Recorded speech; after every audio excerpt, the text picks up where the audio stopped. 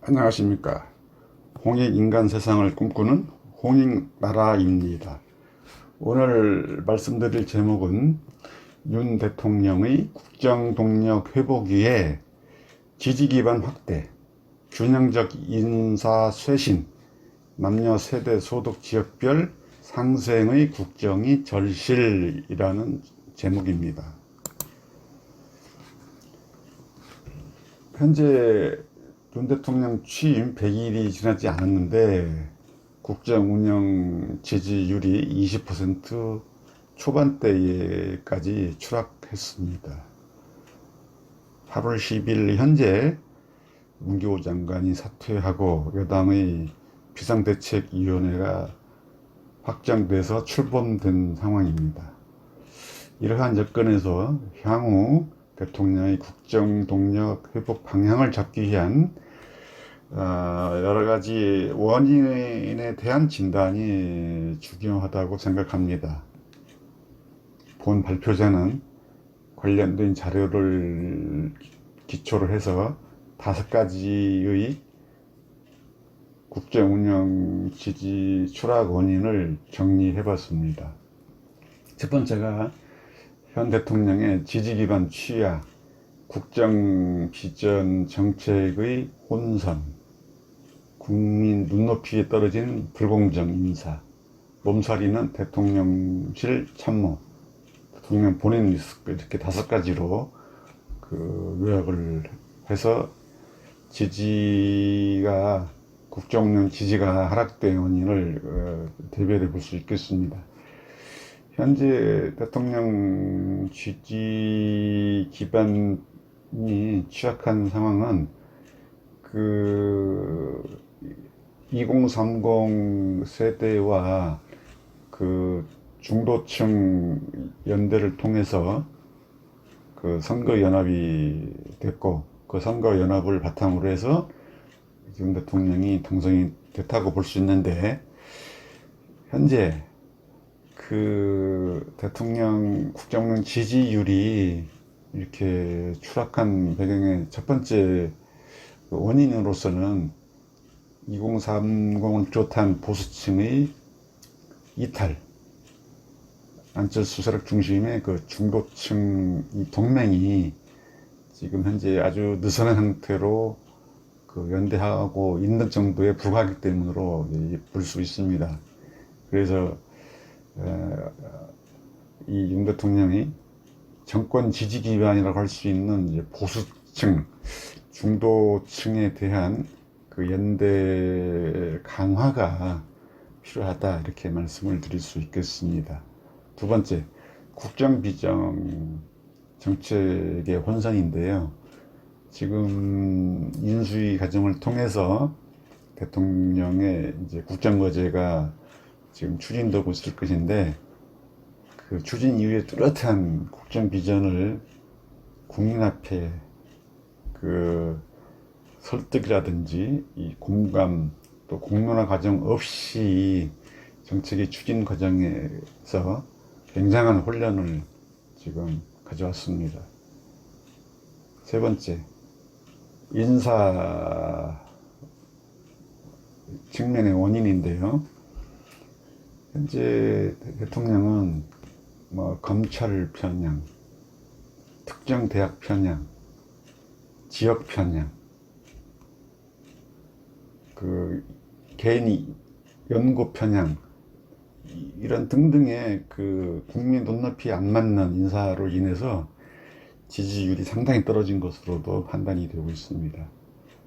그리고 또 하나는 이런 인사와 관련돼서 지금 대통령이 공정과 이 상식을 정권 교체의 주 이슈로 부각을 했었는데, 이런 인사에 대해서 논란이 이루어질 때마다 이전 정부의 탓으로 이렇게 항변하고, 그런 점도 지지 추락의 원인이라고 볼 수 있겠습니다. 네 번째, 대통령 참모, 이런 불공정 인사나 편향적 인사나 또 국가 정책의 비전 내지 정책이 혼란되고 있을 때에 여당 정부 대통령실의 이 삼축 체제가 미약해서 특히 대통령실의 참모들이 책임이 있는 설명과 설득과 설명이 부족하기 때문에 또는 앞장서서 지지하고 방어하고 이 정책을 홍보하는 그런 역할을 소홀히 하기 때문으로 보입니다. 다섯 번째, 대통령 본인 리스크인데요. 이 정치 신인, 국회의원 영선 출신의 이제 대통령으로서 국민 앞에서 이 설명을 하거나 약시 회견을 하거나 그럴 때에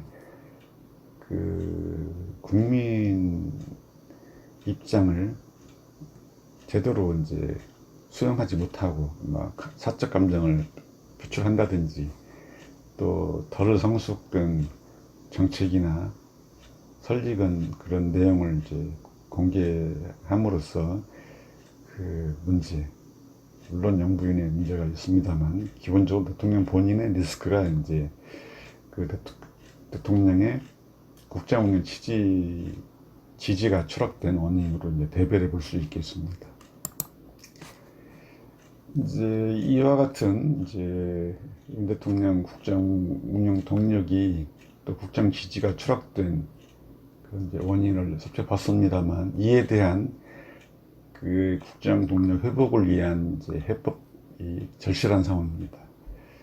현재 대통령이 낮은 지지를 이제 회복하기 위해서는 향후에 지지 기반 확충을 통해서 인사의 통합, 정책의 통합, 국민 눈높이에 부합한 이 통합의 이 상생적인 국정 운영이 이제 해법으로 잡아야 될 것 같습니다. 이제는 국민 모두가 이제 이익이 되고 승자가 되도록 이렇게 성과를 공유하고 더 좋은 나라, 잘 살기 좋은 나라를 만드는 일에 전념해야 될 것입니다. 요즘 사고 시대에 얼마나 지금 국민들이 살기가 어렵지 않습니까? 정권 교체 이후에 우리가 열망이 많았는데 국민들이 짜증 나지 않고 잘 살아갈 수 있는 상생의 희망을 갖도록 국정 운영에 큰 변화가 있어야 할 것입니다. 이제 이러한 이제 바람 하에서 윤 대통령의 상생 통합 정치를 위한 해법의 방향으로 몇 가지를 제안하고자 합니다. 첫째, 청년을 비롯한 모든 세대와 보수 중도층을 아우르는 지지 기반 확대가 선결과제입니다. 둘째, 검찰 편향, 지역 편향, 남성 편향, 능력 편향 등 인사에서 벗어나서 모든 지역, 계층이 독점 없이 골고루 등용되는 균형적 인사, 공정의 인사로, 통합적 인사로 바꾸어 추진하기 바랍니다.